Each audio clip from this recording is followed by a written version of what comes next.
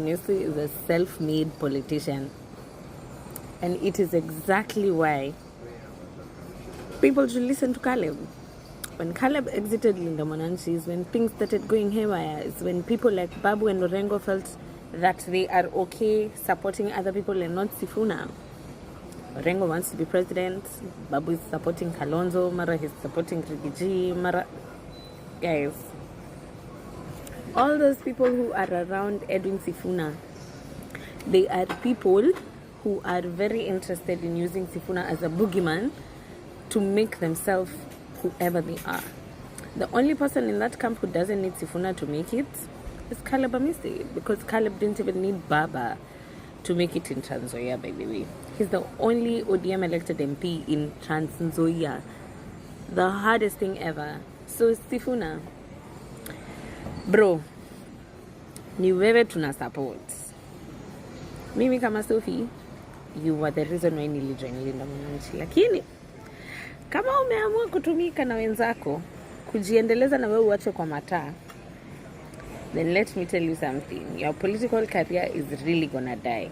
All these other people are going to be Ghana MPs, whatever. Na wewe kama unaona kama uko na chance ya kurudi Senate, ngumu sana. So waza na uwaze sana wale watu wako karibu na wewe. Kumbuka kenye Cleo alikuambia. Kumbuka kenye Caleb amekuwa akikwambia.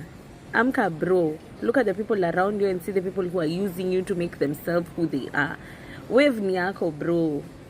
You can do whatever it is you want with it, including make yourself president. Ambaye anatambulika ni Sifuna. Na Sifuna anatambulika na kotini. Alijaribu kutolewa, kotini kumrudisha. Kwa hivyo si ati hiyo structure inamtambua. ODM iko solid. Ni tu vitu kidogo hiyo nakwambia. Hiyo Twitter, social media ndio inaharibu hii Sifuna. Anajiona hako mbali sana. Lakini nakwambia si nimekupea mfano ya Emuru Wadikir. Si hata wewe umehakikisha kwamba ni kitu haifanyi kazi. Na iwapo atajitokeza kuomba urais, uone kama atampea rais ni siku mrefu. Kama ataomba urais,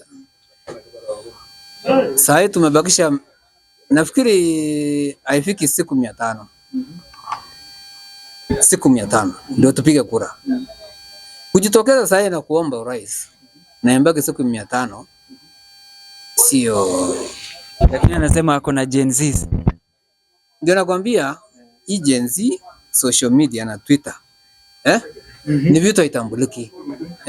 Hii ni polling station yenye haitambuliki, haikupeleke mahali.